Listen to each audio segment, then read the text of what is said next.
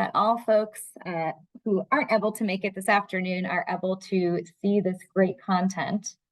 Good afternoon, everyone. I'm Sam Dyna. I'm the Associate Commissioner at the Maine Department of Labor, and we are very grateful that you are here to spend the next hour or so with us.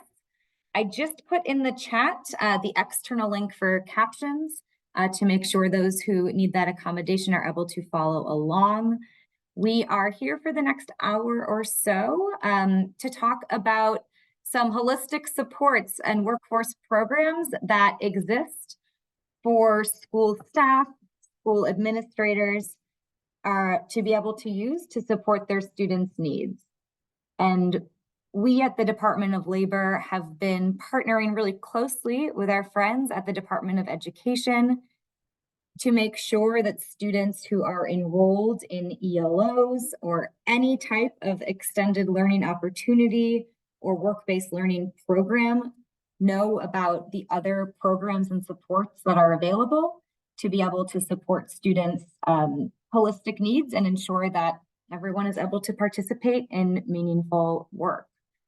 So that is our goal for today, is to share a little bit about the WIOA youth programs and the vocational rehabilitation programs that are here locally to be able to support students. And with that, a couple of logistical Zoom notes. You all should be able to use the chat. It looks like some of you were just showing that you are able to. You can chat with everyone so we can all see it, including the attendees or just the hosts and panelists. If you want to just direct a question at us, that works. But please feel free to use the chat and chat to everyone so we can all see the questions or notes that are coming through. We will monitor that throughout our presentation. And we built in lots of time at the end to just make this more of an informal discussion. So we really want to make sure we're providing information that's helpful and building in time to really problem solve, troubleshoot, brainstorm with you all about how these programs might partner with your existing school programs to best serve your students. But please feel free to use the chat. I mentioned at the beginning, we are recording. So your attendance here is your consent. If you are not comfortable with that, we'll have to talk to you another time. So we're recording this and we will be sharing it out. We recognize that 3:30 on a Tuesday might be difficult for folks. So we want to make sure that this content lives on and we can share it with individuals who weren't able to join today. So after this webinar, we'll send out the link, as well as 2 one-pager kind of cheat sheets that sum up both the WIOA Youth Program and the Vocational Rehabilitation Program and provides contact information. So you don't need to take furious notes. Please consider this more of a conversation, as all of this content, slides, and contact info will be shared after our presentation. So with that, I think we can jump in. So this is kind of our goals for today. We're going to start by sharing a little bit more information about WIOA youth programs. Some of you might have really in-depth knowledge and already be partnering with your WIOA youth service provider in your school or your region. And some of you might just have heard the term WIOA and have no idea what it means. So we're here to really answer any questions that you have and think about how we might partner from the WIOA youth perspective. And then we'll hear a little bit more about vocational rehabilitation program and how our program can really support students with disabilities. We'll share some success stories. So some schools have partnered with both of these programs and layered them on to existing ELO or other programs to really provide a full suite of services to students. And then we'll wrap up by making sure you all know who to connect with in your area and where to go with any questions or next steps. And again, as I said, we want to make sure we've got lots of time for questions. So please don't hesitate to use the chat. I think you can also raise your hand and please feel free to use that and I can unmute you to make sure you can talk. You are all muted for now just to limit background noise, but raise your hand, use the chat. We want to make sure that you all have the chance to interact with us as well. And I think with that, I am passing it over to my colleagues, Carissa and Jeff. Good afternoon, everybody. So I'll introduce myself first, and then I'll allow Carissa to introduce herself. My name is Jeff Martinelli. I'm the program manager with Goodwill Workforce Solutions Youth Grant. We oversee the WIOA Youth Grant in Cumberland, York, Sagadahoc, Lincoln, Knox, and Waldo counties, the 6 coastal counties. I personally oversee the WIOA Youth Program in Cumberland, Sagadahoc, and York County. I have a colleague that oversees in the remaining coastal counties. I'm going to allow Carissa to introduce herself and her area of coverage. Hi, everyone. My name is Carissa Murchison. I am the Director of Youth Services for Eastern Maine Development Corporation, covering 10 counties. So I cover Penobscot, Piscataquis, Hancock, Washington, Kennebec, Androscoggin, Somerset, Franklin, Oxford, and Aroostook. And I have been here since October, so I'm learning just as much as you all are on a lot of this, but I'm excited to share about all of these opportunities that WIOA has to offer. Thank you, Carissa. So the Workforce Innovation Opportunity Act, or what we'll call WIOA for the remainder of this webinar, aims to improve the workforce system and help youth achieve employment and educational goals. Youth programs under WIOA provide services such as occupational skills training, general education, work experiences, supportive services, or any additional supports to help youth overcome their needs and barriers. In a little while, we're going to go in greater detail with what all of that means. The WIOA Youth Grant helps eligible students with needs and barriers in the following areas: career development, job training, education support, work experience, or really a glorified internship, career guidance and counseling, adult transitions, and community engagement. Again, we're going to cover a little more of that and what that looks like with folks that are in school and then folks that graduate from in school and how we can continue to serve them. So first, we're going to start with the eligibility criteria. For in-school students, the student must be low income. That's the first barrier that has to exist for a student to be eligible.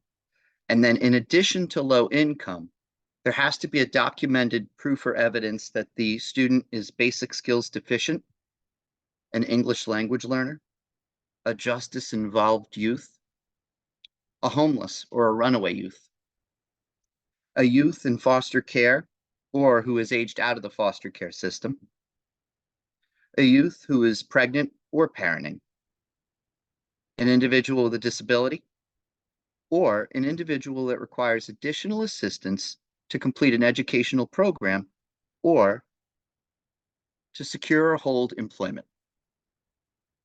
And we're going to touch base. If you have any questions about these, I'd be happy to answer every question that you have regarding eligibility. But from a broad sense, students that fit this criteria will be eligible for our workforce grant. Now, some of the ways that we help what constitutes low income. So that's an actual automatic algorithm that is determined. You can have the free or reduced lunch criteria, or there's a federal guidance on that.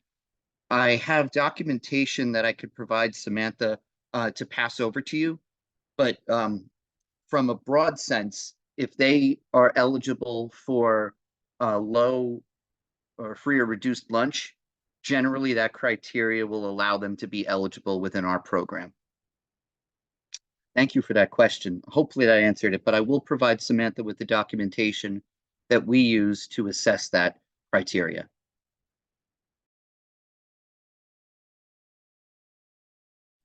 My apologies, I'm getting over a cold, so I'm coughing every now and then.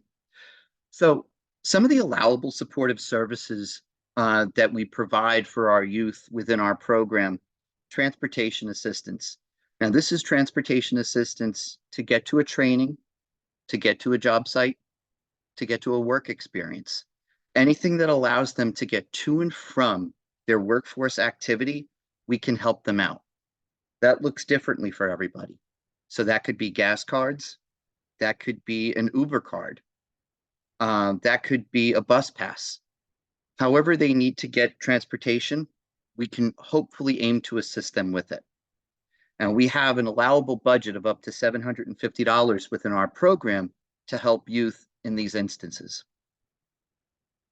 Childcare services. Any youth that has a young child that requires childcare in order to participate in workforce development activities, we can help them with up to 4 weeks of childcare while they're taking part in their workforce activities. This could be a youth who's transitioning to the workplace and is getting their first job. So they can't pay for childcare while they have their first paychecks coming in. Yes. If the student is part of a family that receives public assistance, let me get that question full. Are they also considered low income? Yes. Students that are eligible for TANF or SNAP are considered low income families. If a student is taking part in a work experience, but in order for them to take a part of the work experience, we need to help them with childcare. Again, up to 4 weeks, we can help them out with childcare so that they can take part in their workforce development activities. It is a widely needed service, and it's one that we do frequently find ourselves supporting youth with. Basic needs support, connections with housing, food, and clothing. With Goodwill Workforce Solutions WIOA Youth Grant, every participant is not only connected with a career advisor who helps guidance with workforce activities, but with a life navigator.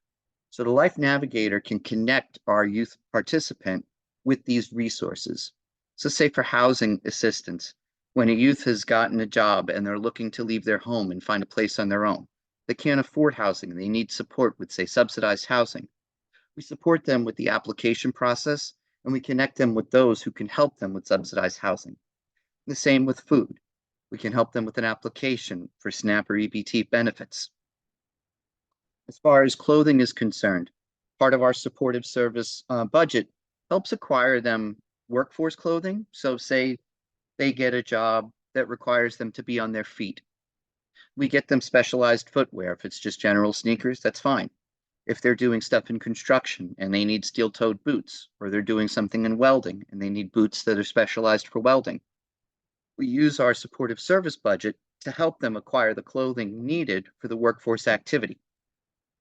Some of our participants who are low income and really are in great need of resources, we try to give them just general clothing. We can supply them with our supportive service budget for clothing, or we can issue them a Goodwill voucher within our program. And that gives them $25 to go into one of our Goodwill stores to buy clothing that they would need. Healthcare connections. Same with the Life Navigator helping with subsidized housing or with SNAP or EBT benefits. We can connect them with the application process to get Maine Care. I was just speaking with a participant this morning who's 24 and a half. They're worried about that. And I had to say, it's fine. We're going to connect you with one of our life navigators and they're going to support you with the next steps so that you can get the health care that you need. Mentoring and counseling. Now, this looks different for everybody. The mentoring and counseling can be really from a mentoring from a peer mentor, where we will host cohort sessions that are essentially learning sessions. And within these cohorts, we'll have one of our former participants be as a peer navigator to support them through these processes so they know they're not alone going through our program. The counseling mostly applies to career counseling. We don't have any certified mental health professionals on our staff to support folks in that. But when someone does have mental health issues, we do try to align them with folks within the field so they can get support when they need it. Specialized support for individuals with disabilities. So this is very contextual and individual based. An example that we've had in the past was we had someone who needed assistance getting a tool for driving that allowed them to get a stepper because they had issues sitting within the car and they couldn't really operate the vehicle as they were. So we provided them with the support that helps them with operating the vehicle. We've helped folks get glasses. Anything that helps them move forward and eliminates any barriers that could prevent them from working. And then tuitions and fees. Now, our program offers up to $4,000 for supports. This applies generally for out-of-school youth. In-school youth aren't really eligible for the $4,000 tuition. However, what we would do in this instance is we would co-enroll them into another one of our grants once they've turned 18, so we can support them in a tuition program. I'm sure this one may have some questions later, so I'd be happy to field any that come about here. But the short and simple way, if they're in school, our general support is going to go in the sense of helping them with workforce development, career exploration, and then support them in getting out of high school. Once they've left high school, we then try to specialize their plan that's appropriate for what they need. And if anyone has any questions, we certainly will be able to answer those at the end of the session. I'm going to pass it over to Carissa now. Thank you. All right. So this is Carissa. If you are on this call, you likely know far more about the Can world we of- switch? Sorry, 1 second. For the interpreters, I'm looking for Polly to switch. Okay. Thank you, Carissa. Of course. All right. Like I was saying, if you're on this call, you likely know more about the world of ELO than I do. But as a service provider, this is how I see ELOs in the world of WIOA. So ELO coordinators are community outreach coordinators. It's more than just about curriculum delivery and credits. ELO coordinators are providing assistance to WIOA youth by fostering relationships with community partners to support school programming. So, thinking about this in terms of workforce development, EMDC is a training and employment program. So, we're here to support individuals in figuring out and pursuing their career path. High school completion is a big barrier for many of our youth, and that's where these ELOs come into play. By providing flexible, personalized learning opportunities, ELOs help our youth overcome barriers that achieve and to achieve their, academic goals. But it's not just about getting that diploma, because ELOs can be intentional about workforce development. ELOs offer real-world experience and skills training that can help young people succeed beyond high school. As ELO coordinators work to build partnerships with community organizations such as WIOA funded programs, they're creating new opportunities for our youth to gain valuable work experience and build their resumes. In short, braiding ELOs with WIOA programming can be a critical piece of the puzzle when it comes to helping young people succeed in school, work, and their next big steps of life. So what can this look like? EMDC and Brewer High School's ELO program collaborate on various programs to provide students with greater opportunities.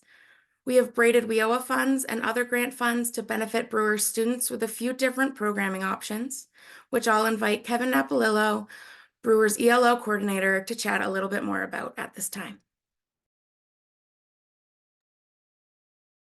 Hi, everybody. This is Kevin Napolillo.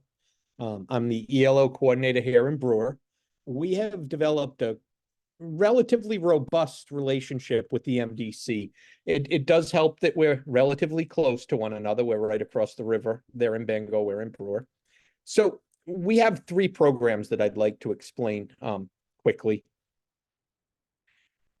We had started out here in Brewer with the ELO program, and we developed a class that, for lack of a better name, called Success in the World of Work.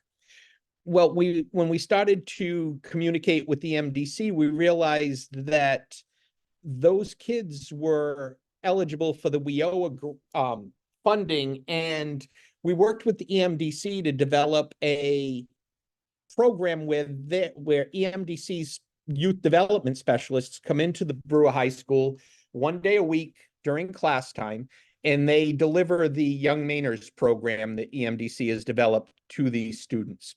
Now, it's a win-win in my opinion. The students get a very involved curriculum that's been developed by EMDC, but it also frees myself up as the teacher to work on the other class time where I can bring guest speakers in to support and activities to support what EMDC is doing to work with the students while they're here.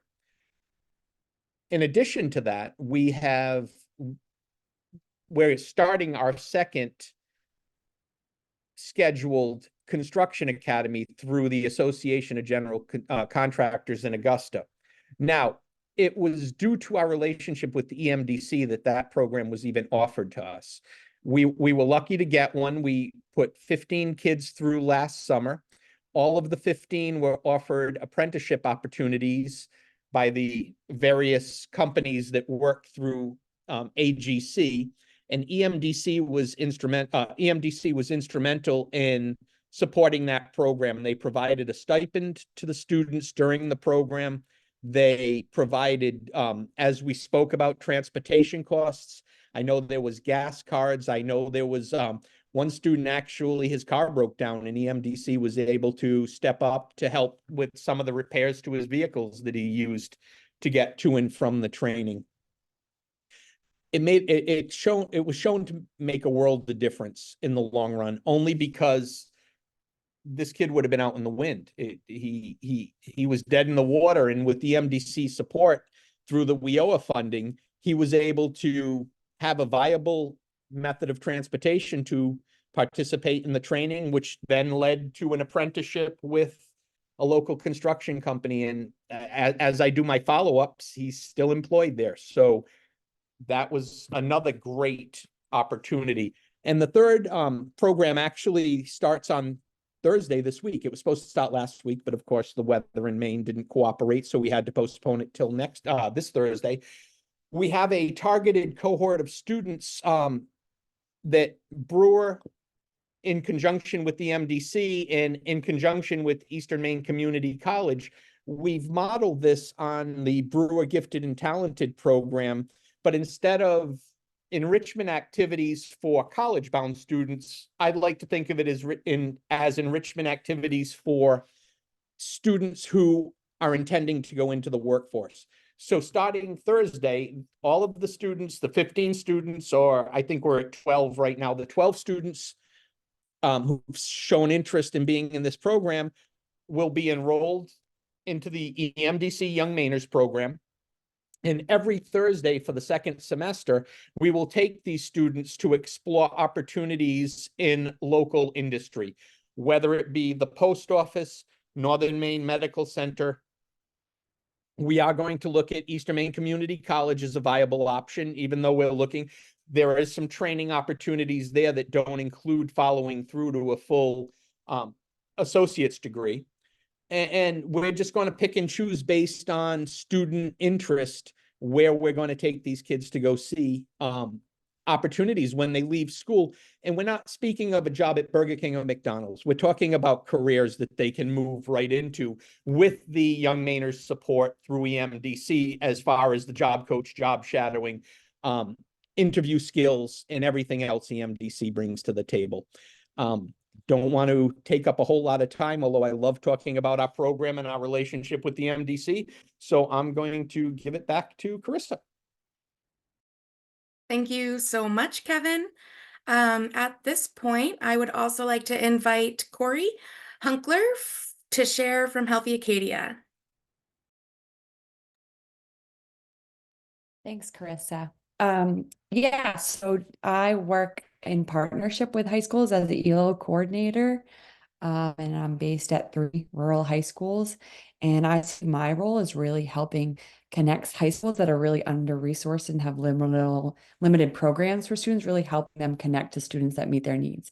We currently don't have any official career exploration programs or classes at Jonesport Beals High School, so really have worked to help bring in EMDC programming as a way to support our students that can access the program as a way of personal support for them.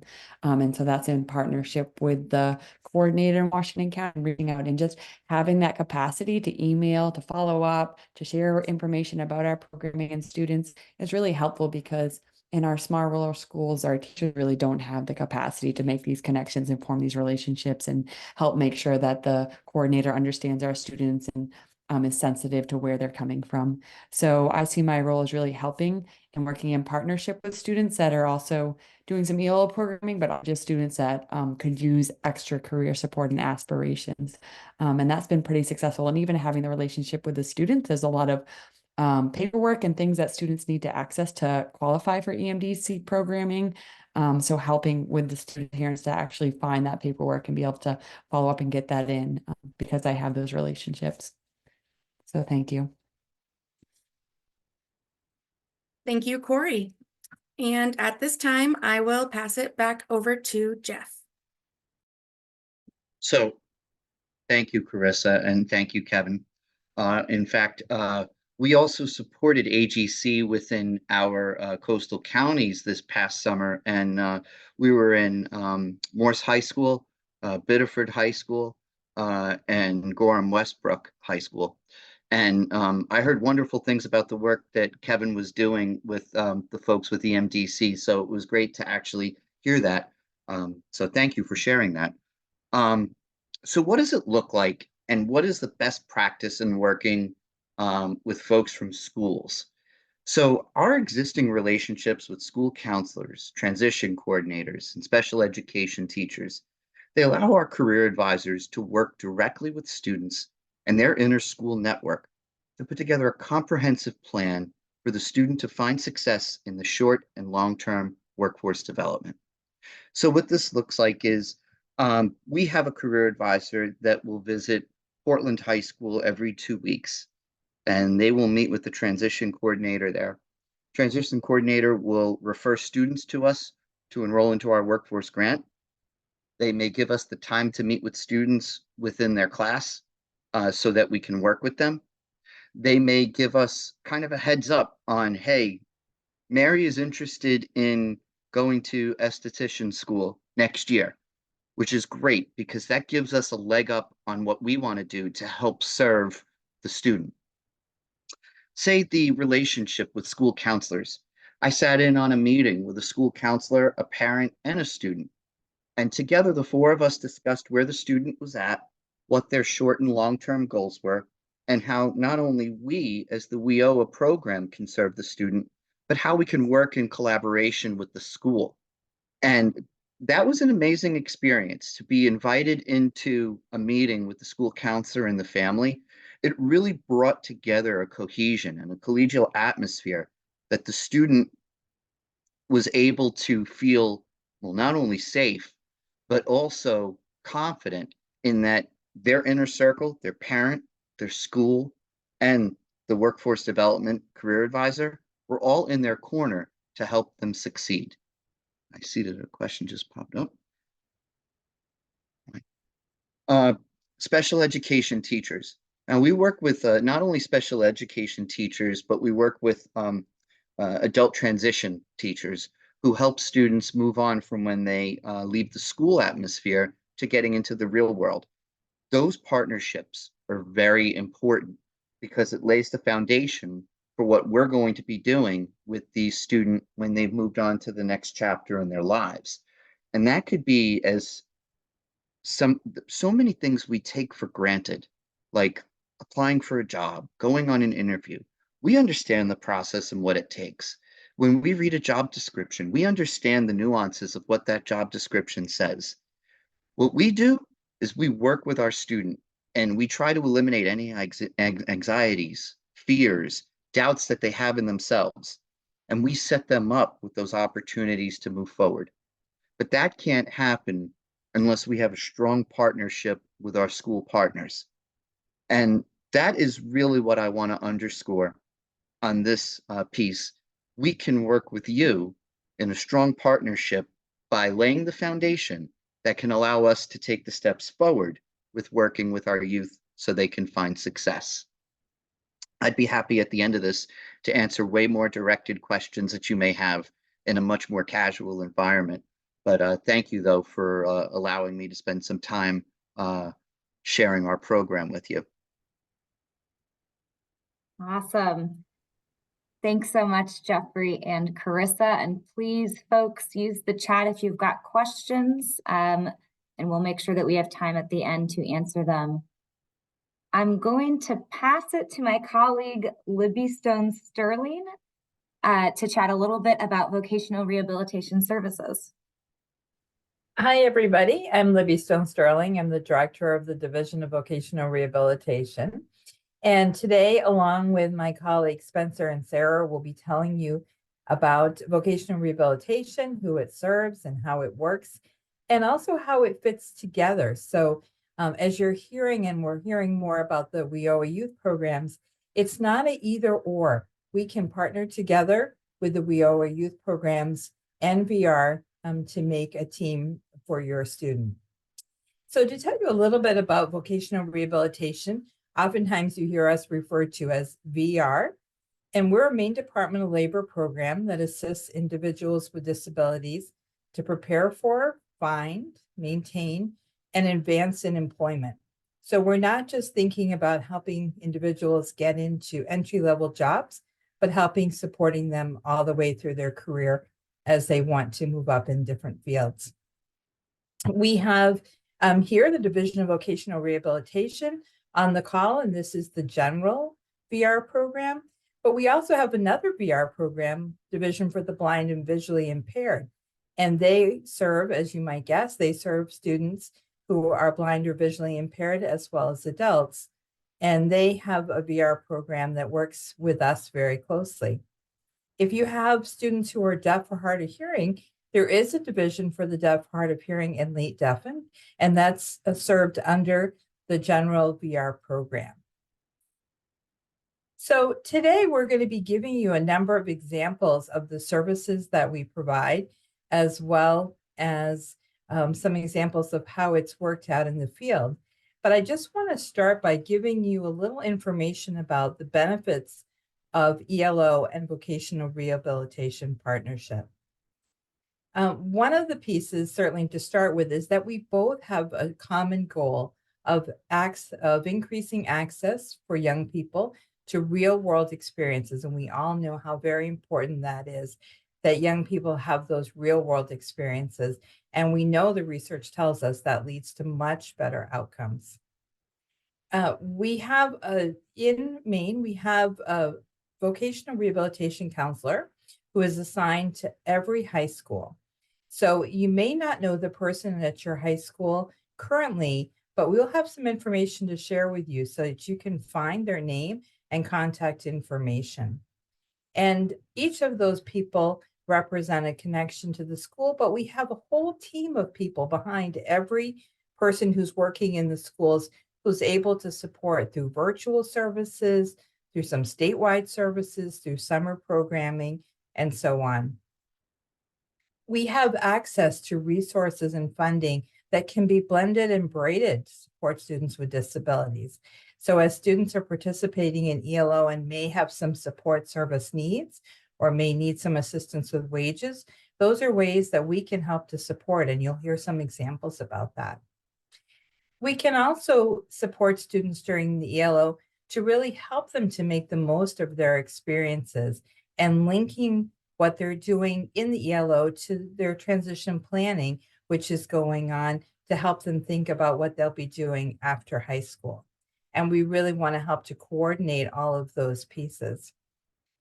VR can provide support services that I mentioned, and sometimes it can be specifically some technology that might help them to be able to be on a job site or job coaching. Sometimes that's needed for someone to learn a little bit more at the beginning of a job, and we can help to support that through work-based learning opportunities.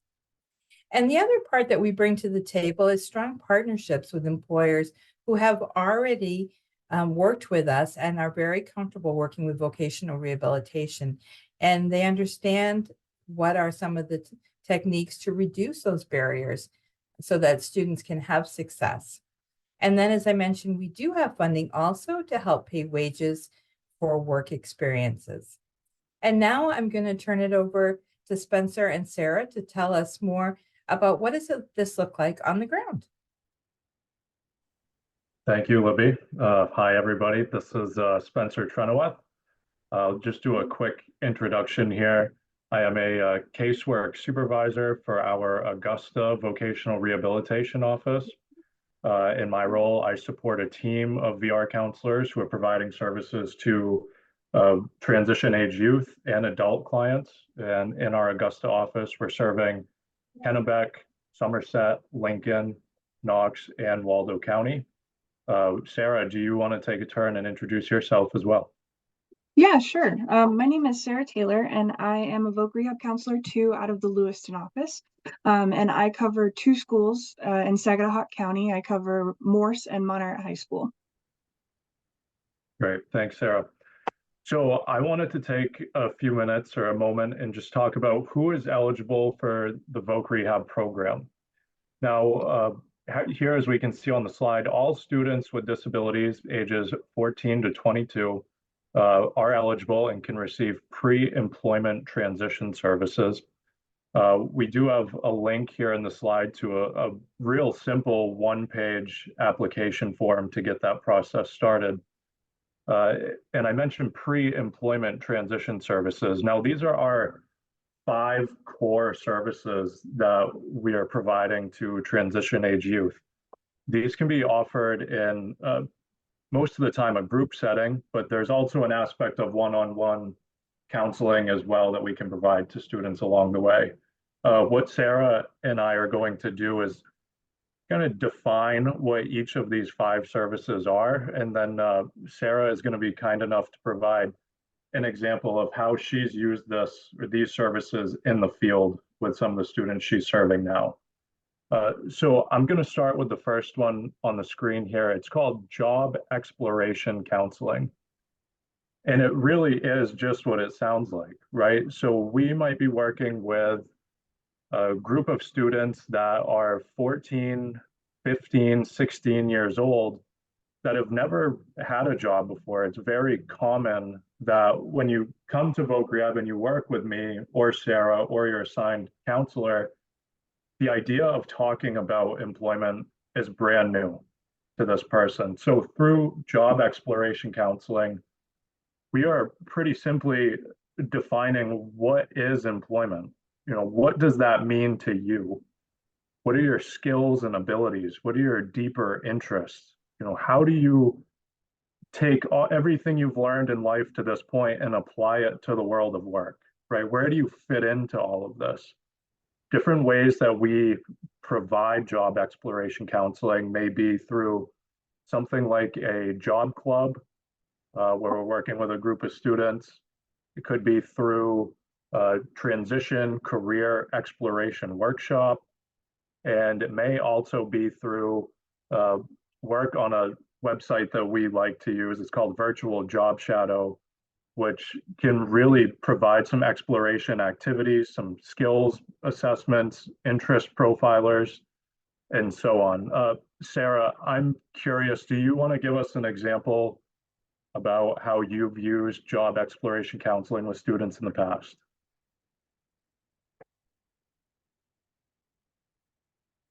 Sarah might be frozen on me, so I'll pick up with it until we see her face again, unless I'm frozen. Can you all hear me? We can hear you We can fine. hear you. Sorry, Okay, my computer glitched out on me. no problem, Sarah. I was just about to pass the mic over to you. I was curious if you could talk about a time that you provided job exploration counseling to a student or a group of students. Yeah, definitely. So for example, one of the students that I work with, she knew that she wanted to work in cosmetology, but she wasn't sure exactly what she wanted to do. So we did some research on what cosmetology is and what is involved in it. And she actually ended up narrowing it down to being an esthetician. So that's kind of where we go with job exploration counseling, is we help them figure out exactly what they want to do, and then we figure out how we're going to get there. Absolutely. Thanks, Sarah. The second example service here is work-based learning experiences. Now, I love all 5 of these services. This is what folks like Sarah and I do all day with students, but I've got to say that work-based learning is probably my favorite of the 5 on here if I had to pick one. This is really what we as Voc Rehab counselors live for. This is actually getting out into the community, participating in things like company tours, job shadows, informational interviews, and ultimately leading to a paid work experience similar to what Libby mentioned on the previous slide. So at VocRehab, we have funding available where we can set students up on a payroll system and provide funding, or really provide a paycheck to them to try out a job, maybe for the length of summer break, or even sometimes less, maybe a week or two at a first job experience, just to see what is work really all about? How do I fit into all this? Now that I've learned about these different kind of jobs, do I actually like really doing it or not? And overall, just providing that entry level work experience so you can start to build a resume. And then ideally, when you reach the end of your time in high school, already have a handful, 2, 3, 4 different paid work experiences on a resume so that you're ready for employment quickly after high school rather than starting like some of us did after you graduate. So it's a ton of fun to provide the service. The students learn a lot, and we see students grow year to year from that first experience, come back from summer break and meet with a counselor, and you can just see the growth. You can see the glow on students' faces that they got a paycheck, they saw what it was all about. And what that does is it gives confidence to try that next level job the next summer. And it's just a blast to watch the students go through this, learn and grow. Sarah, do you want to give maybe a success story about a work-based learning experience that you've done in the past? Yeah, and it's actually, honestly, it's one of my favorite stories. I have a student on my caseload that he wants to work with fish. So over the summer, this past summer, what he did was he worked in a fish hatchery. So he got to every single day that he worked there do everything that he absolutely loved. So he got to take care of the fish and figure out exactly, what they do there and how they do it, and get a great example of, what it's like to do that for a job. And then on top of that, they actually got the phone numbers so that way when they're on breaks and stuff, they can continue help to volunteer there. That's a great So that was example, pretty cool. Sarah. Yeah, thank you. The other thing I just want to add here to work-based learning experiences is that in some of my practice, I've worked with students who up to that point in their life had really doubted that they had the ability to work. And maybe they had heard that from outside sources too, like maybe mom and dad had been very cautious about the idea of this student entering the workforce, or they've heard from others that they didn't have the skills, they didn't have the ability. And work-based learning proves the student has what it takes to do this. And we see that all the time. We see somebody go into a work-based learning experience with really very little confidence that they have what it takes. And we see them shine, and we see them grow, and we see them build into really just really efficient, really well-respected young employees. It really is life-changing, and it's a blast. So the next one that I want to talk about here is counseling on opportunities for post-secondary training and education. So what this service might look like is we know that not all of our students want to go right into the workforce after high school. Plenty of students want to go on and further their training and education, whether that be through trade, a certificate program, or attend a college degree program. And we're happy to help with any of that if it aligns with the students' skills, interests, and strengths. And so part of this service, what we'd be doing is really starting those first conversations about, what does it mean to go on to further training and education, right? How do you start that process, right? How do you apply for these programs? What is financial aid, right? I mean, I'm sure everybody that has education in this call today remembers being in that position where you're applying for school and you get to the financial aid part and you're saying, what the heck does any of this mean? How am I going to figure this out? I don't know what I'm doing. Well, through this service, you're going to get to sit down and work with somebody like Sarah to really break it down and define and help on what is FAFSA, how do I apply, what information do I need, get all through the FAFSA process, and then really be that guide on how do I take the next step? When should I actually be submitting my college applications? How do I find scholarships and apply for things like that? And then fast forward to the acceptance process, we can then help with identifying who is my academic advisor when I get there. What is the student services department and what can they do for me? What is TRIO potentially and how can they help me? How do I access tutoring? So through this service, you're really trying to get out in front of those conversations and make sure a student has the confidence and has the knowledge and has the resources that they need to go into those opportunities, feeling like they're ready to go, ready to put their best foot forward. The last thing I'll say about this is that we don't stop at that acceptance either. Somebody like Sarah as a counselor is going to follow that student all throughout that whole process of getting that degree or that certificate, all the way to completion of the program and then into the workforce after that. So it's a pretty long process, but you get really quality service all the way through. Sarah, do you want to give an example of that? Honestly, you took the words straight out of my mouth. So this is probably one of my favorite things to do, is figure out who wants to go to school and how we're going to get them there and what steps they need to take. A lot of times I introduce them to their guidance counselor that they've never met before, and they're seniors in high school. And I help them figure out how they're going to get scholarships and what they need to ask their guidance counselor for and what they need to do once they're accepted and at school.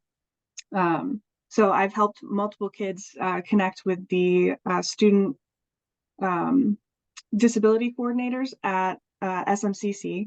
And so I know them a little bit closely, and help them just figure out what services that they need to help them be successful at school. Great, perfect. Thank you, Sarah. Number 4 on the list here that I want to talk about is a service called Workplace Readiness Training.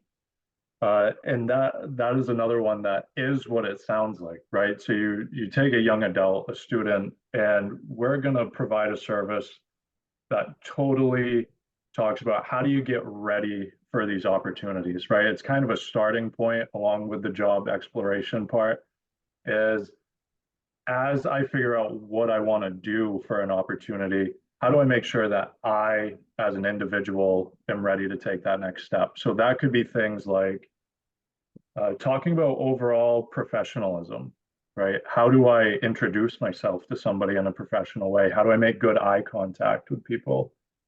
Practicing the old school handshake in some situations, right?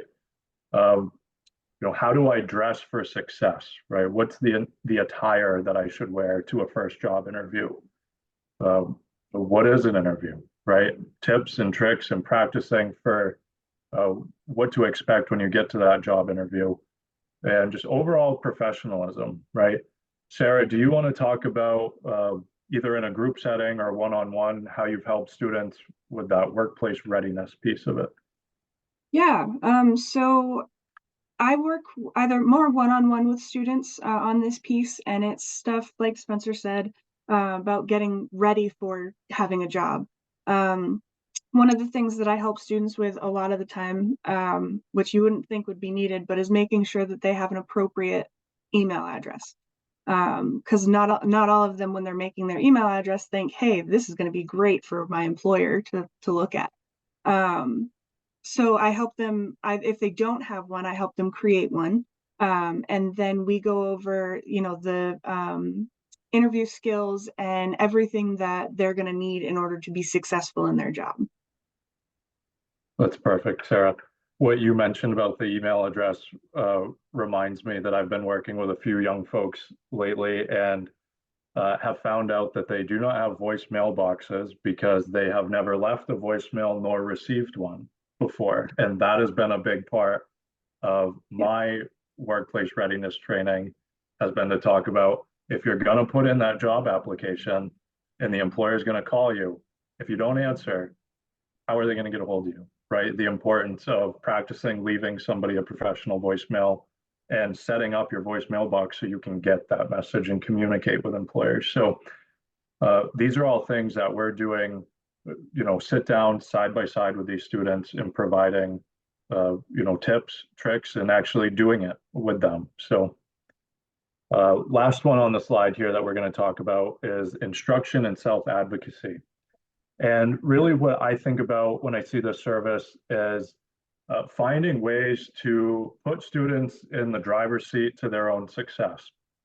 Now, quite often what I see in a high school setting can be that, and you mentioned it, Sarah, sometimes students really aren't familiar with the guidance office or what they offer, how to use it. They never mind book their own appointment with a guidance counselor, right? Or what is an IEP meeting and why should I be there for my IEP meeting, right? What are we talking about? What does it all mean? Or turn it to employment.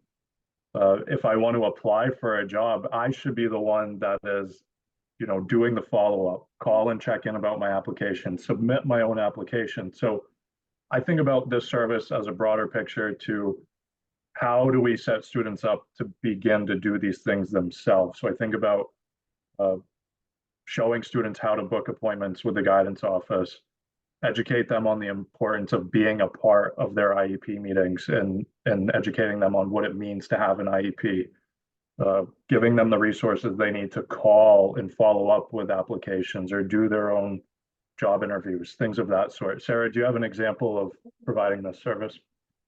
Yeah, and mine is more work related on that part, because what I do with a lot of students that have a job is I help them communicate with their supervisors.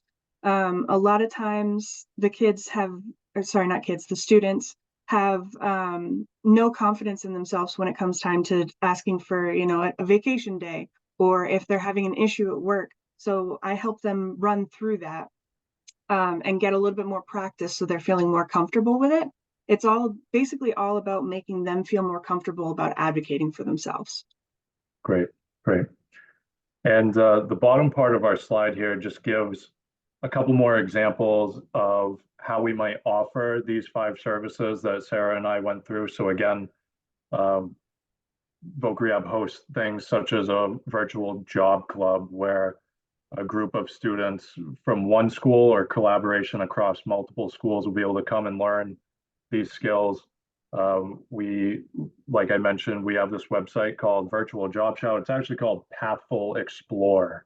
Now they changed their name recently, where our counselors like you, Sarah, and I'm sure you've done this before, can create your own modules, create your own lesson plans to give, tips and tricks and education on these 5 services that we've touched on. So below is just, some language and examples of how we might provide these services going forward. So. Okay, so I wanted to give an example of a success story that relates to how Voc Rehab is partnering with a school system and ELO to provide really neat and well-rounded opportunities to some students. So the example that I have is from a counselor in our office here in Augusta. She is the counselor for Winslow High School. And at Winslow High School this year, Voc Rehab and Jobs for Maine graduates are working together to get students into this curriculum that we have called boot camp. And boot camp is provided by a partner agency of ours, Goodwill Northern New England. They are a community rehab provider to us here at Voc Rehab. And so basically this counselor has recruited students that would be a good fit for boot camp. Now in boot camp, It is a school year long curriculum where the students go to class weekly and learn all about the 5 services that Sarah and I just defined and gave examples for. So it's a once a week course, and they are really doing it. All these things that Sarah and I just went over, they are learning about and practicing and implementing in the classroom setting through the boot camp curriculum. Now, our counselor has also partnered with JMG. JMG has what they're calling a badge program, where if students are logging at least 40 hours of ELO time, then they get a $500 stipend for hitting that 40-hour mark. So there's a lot of partners, a lot of players here at the table. Basically, we're all working together at Winslow High School. We've provided the curriculum and the time for the students to learn these skills, and they get to count the hours in the classroom towards fulfilling the badge through JMG, and they get the $500 stipend at the end of the badge program. So it's something that these students may have been doing with us anyways, but the partnership with JMG has allowed it. So they get some extra incentive. They get, they get a cash stipend at the end of it, which is a really nice collaboration. So a little bit more about boot camp. Like I mentioned, it's a year long, typically once a week type of curriculum where you're learning all about these 5 services, but it extends beyond the school year as well. So students are doing all of these skill building. They're talking about work readiness, job exploration, and by the end of the school year, the hope is that the students have identified a place in the community that they would like to implement all this and try it. And that would be where the work-based learning part of it comes in. So they do this curriculum, and ideally the students are going right into that paid work opportunity, sometimes as soon as like the day after school gets out, and participating in this all throughout the summer. So it's like a school year long build up to really putting it in action and trying out the job at the end. When all these partners come together, it's a very beautiful thing, like it is at Winslow High School. So hopefully that made sense. A lot of moving parts there, but I'd be happy to answer any questions more specifically about it at the end. So.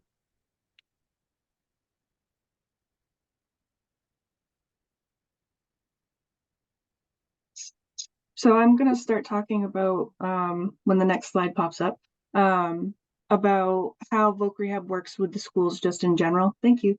And one of the best examples that I think of every time is I work at Mount Arrant is one of my schools, and I work with the transition coordinator that's there.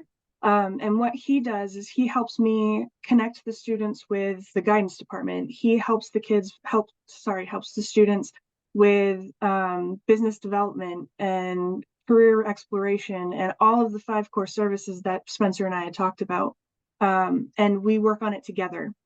So we work on setting up internships, is what the coordinator calls them, and we call them work-based learning experiences. And we help them basically just set up those types of events.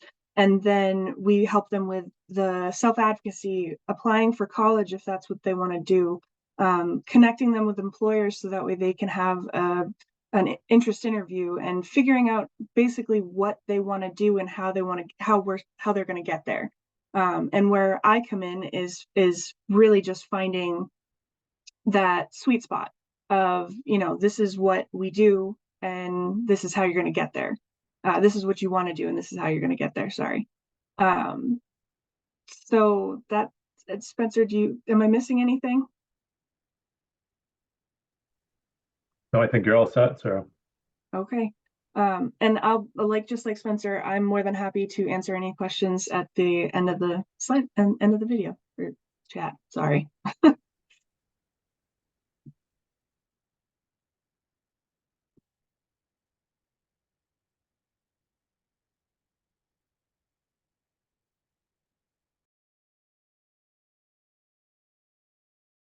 All right, I was on mute. Thank you so much to our vocational rehab colleagues.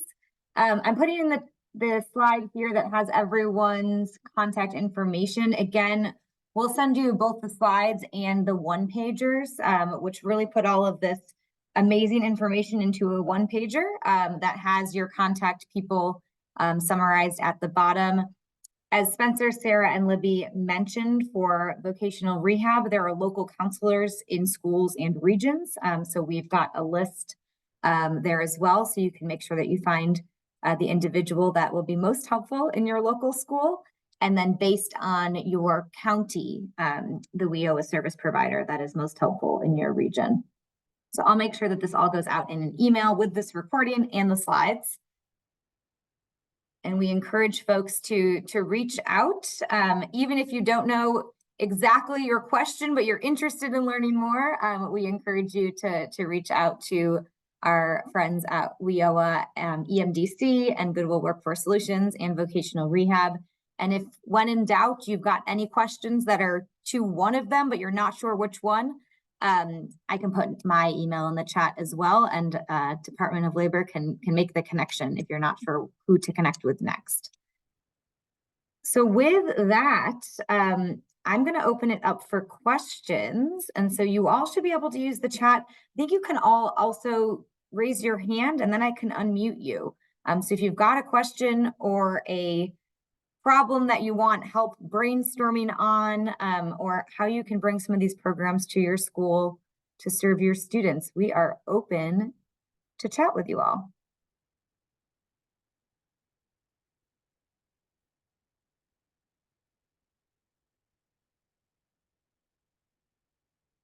We got a question from Sarah. Thanks, Sarah. How do you allocate time for each school for VR counselors? Libby, Spencer, or Sarah, feel free to jump in on this one. I think this is a great one for Spencer to answer. Sure, and I'm going to call on Sarah too, so I guess we'll all have a part in it. But from my standpoint, the time allocated to each school, we want to give equal service. We want to be in the building as much as we can. Now, we understand that typically each one of our counselors, like Sarah mentioned, is going to have multiple schools, right? So it's really on us to sit down with our school, really identify our group of students that's going to benefit from our service, and depending on the number of students that we have, allocate how many days a month do we want to be in the building, how often, right? Even that is a partnership with, here's my group of students. If I have 15, 20 students at one school, I know I'm going to need to be there to provide quality service more often than I am going to need to be at a school that I have 3 to 5 students at. Now, we want to give ample time to everybody, but that's really kind of how we break it down for our schedules, is size of the school, the need, and provide time from there. Sarah, do you want to give kind of a real life example of how you structure that with your schools? Yeah, so right at the moment, I only have 2 schools, but they're really big schools. So I am at Monterey twice a month to try and be able to work with all of the students that I have there. And then I'm at Morse 3 times a month because they have a lot of students there that I work with. And just basically, like Spencer said, it's trying to figure out how many students are at each school that you need to spend time at, and figuring out what works best for you to maximize your time there. I would also just add that we're really mindful of schools have A day, B day, or blue day, white day, whatever it is, right? They seem to have an alternate day schedule. And we're mindful that if we only go on one certain day, we're going to miss a whole population of students that may not be in the building because of the way the schedules work out. So we really try to make it standard practice that no matter the size of the school, we're there at least 2 days a month, keeping in mind that A day, B day schedule, so we can see both populations of students that are in the building. So we're mindful of that as well. Awesome. Thank you both. We've got another question in the chat. Linda has a question about what is the adult version of VR and some of these other programs in case families, adults need similar services. So VR team, why don't you take it first? And then I know our WIOA team has additional context to offer. Well, this is Libby. I'll just say briefly, we do serve, we focus obviously today on youth, but we do serve adults of all ages who are interested in, just as I mentioned at the beginning, that either moving up or finding employment, preparing for employment, and that's with a really wide range of disabilities. So that could be a physical disability, it could be a mental health, there could be some learning needs. We really encourage anyone who's interested to apply. We have an online application that's on our website, and we're happy to serve with some services similar to what you heard today that are available for you, and then a number of services that are targeted for adult population as well. Now for WIOA, we have a variety of different adult-centered programs. We have our general adult WIOA grant, which is the adult version of our grant, serving folks 25 and older. We also have our Quest grant. Our Quest grant serves folks within general populations that are looking for service in the healthcare field, green energy, construction, but not just those. Folks that have been long-term unemployed, folks that have other barriers towards employment, have a specialized group within that that can help folks align their workforce interests in that regard. We also have a rural healthcare grant for folks who are looking to get into the healthcare field. We help them get into essentially entry-level positions with that and align them with employers and partners so they can move up long-term career goals. But that intake contact for Workforce Solutions, if you call up with an adult in mind, or if an adult calls them, they'll align them with the specific workforce grant that will best suit their needs. And then a representative from that grant will call up the referral and then try to get them on board within the workforce grant.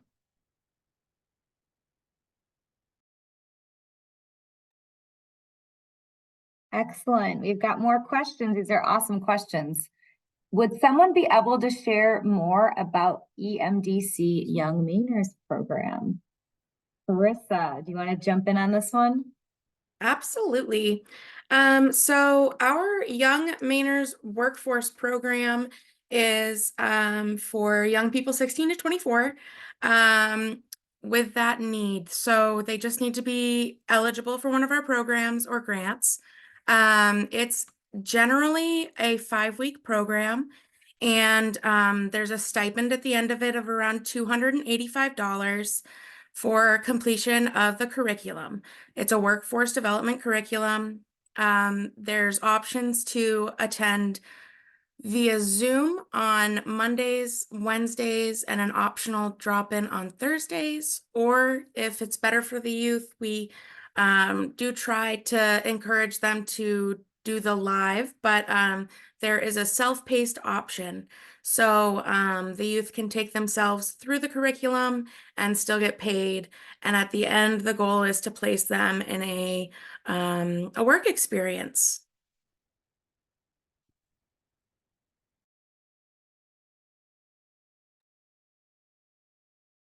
Awesome. Thanks, Carissa. And for any of these services, the Young Mainers program, adult WIOA, adult vocational rehab, our team will be very glad to provide more information and how it relates specifically to the individuals or students that you're looking to serve. So please don't hesitate to reach out with the contact information that we will send out shortly. Other questions from folks? And feel free to use the raise hand or type in the chat.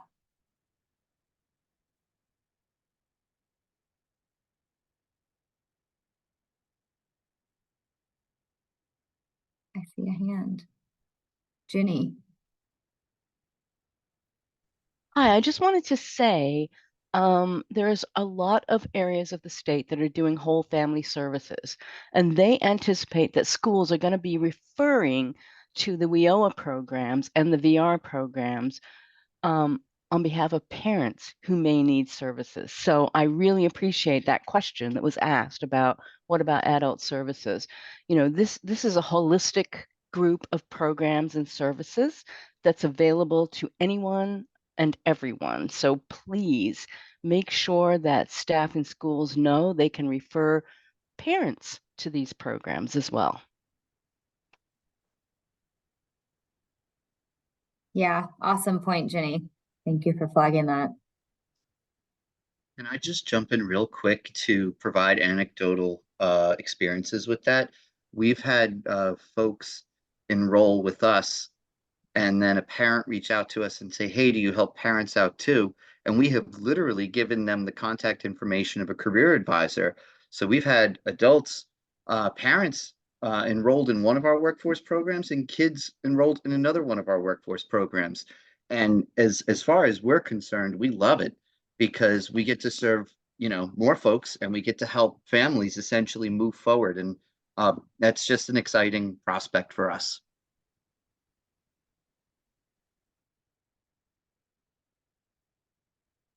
Absolutely.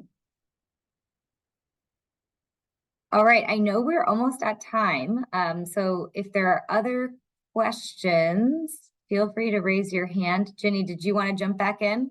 I wanted to jump back in because I think it's important to note that one of the things that makes a youth eligible is called requires additional assistance.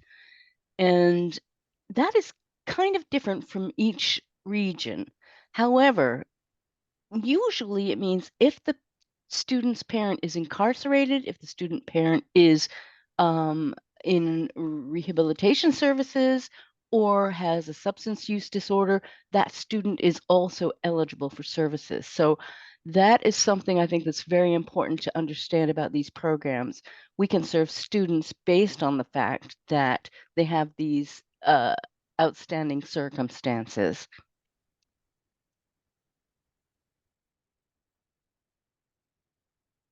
Yeah, it's very important context. Thanks, Jenny.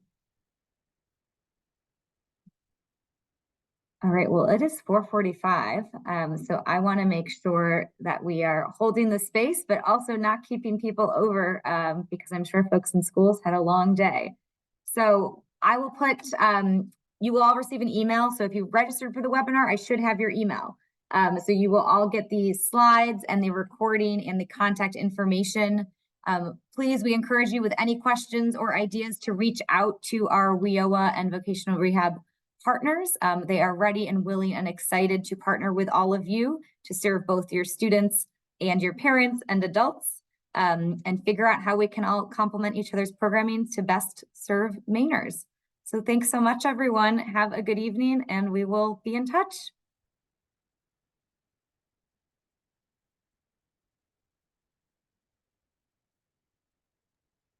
Thank you.